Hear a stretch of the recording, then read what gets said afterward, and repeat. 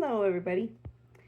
Um, just had a few things I thought I would share that I was thinking about while I was reading my Bible this morning. Was in reading Jeremiah 10, and so this one is kind of interesting. Definitely go read Jeremiah 10. It's it kind of is talking about idols. Yeah, I guess you can see where this is going. Um, so I guess I just felt like I was supposed to kind of share specifically to fellow creatives. I'm a very creative person, dabble in a lot of different things in the arts, and I feel like this is specifically for creatives and of any kind, I guess. Artists, musicians, writers, and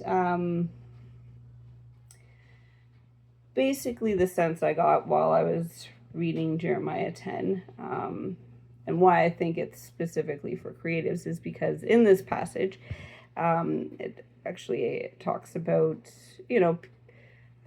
people worshiping idols instead of God, and actually paying very talented creatives to create these statues. So a lot of the time in the Bible, idols are typically actual statues and whatnot that people created and then start worshiping that instead of God. But nowadays, idols are a lot more sneaky. They're not there's still people still worship like statues and stuff these days, but um, idols is a much broader topic or category. It can be pretty much anything that you put above God is an idol. So that can be money, that can be your talents, that could be people, that could be things. It could be pretty much anything. Anything that you value and treasure more than God is an idol. And I'm speaking definitely from a place where I've had idols in my life for sure. Even, I guess, kind of felt God illuminating that, like, when I was reading this, that I had some idols, like, in terms of my different creative outlets. I've put those above God at different times, and I've needed to really work on putting those things in place in their proper place. So what I'm sharing is not out of a place that I haven't been and still am in some different ways. But I felt like I need to really, especially for creatives in the church, don't put your craft or your medium, your form of expression above God, kind of like a performance thing. Like for me, I guess I'll give a practical example.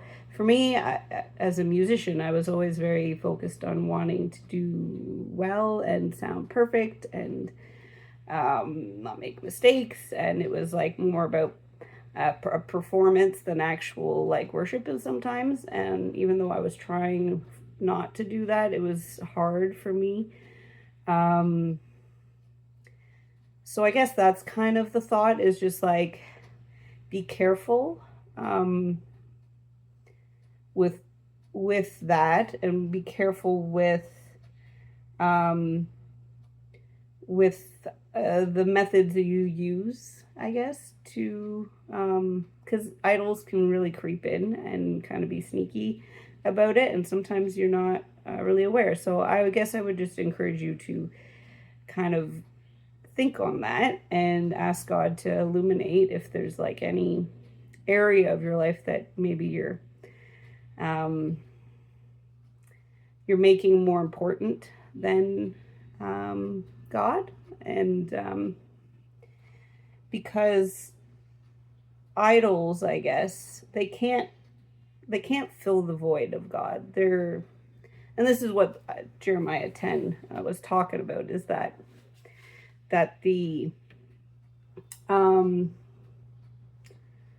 that the idols will, become dust. Like they're gonna amount to nothing. They have no power over you or over anything really, and they're meaningless. They have no true power, and um, God is the one. God is the source. And sorry, I just baking cookies right now, so I'm gonna pause there for a second and get them out of. Oh, I'm foggy here. See, I'm just gonna get some out of the oven here before they burn.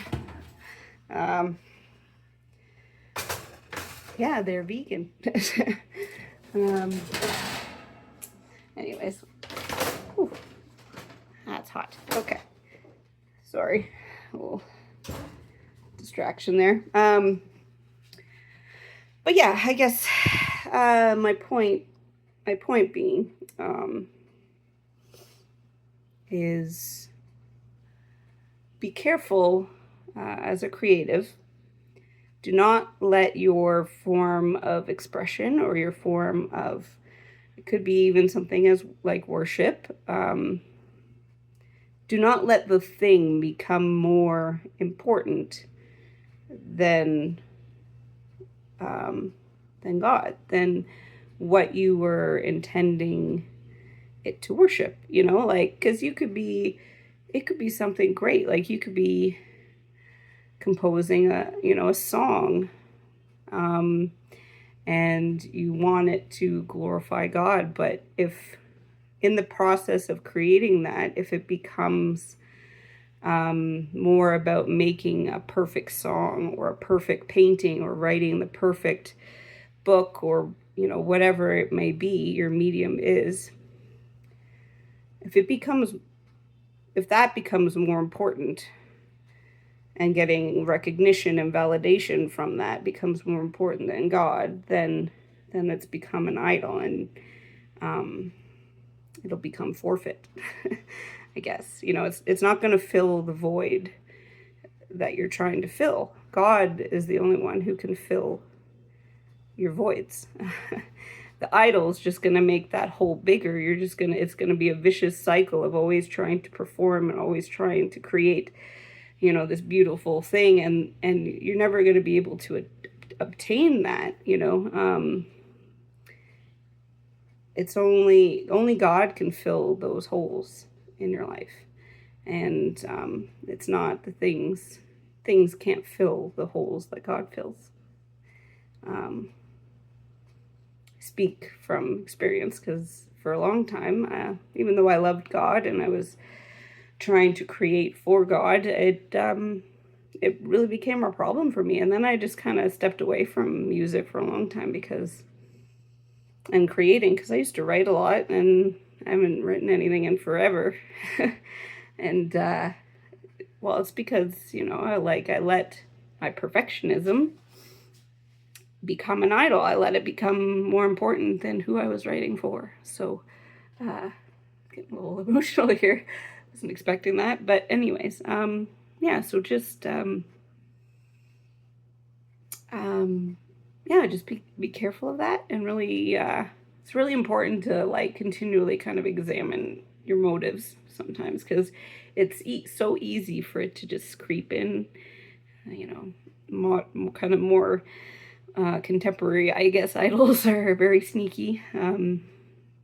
They can weasel their way into things without you even really knowing, and so it's really important to continually bring things back to God and ask Him to show you if there's things in your life that have become idols, and you need to reposition those in their proper place.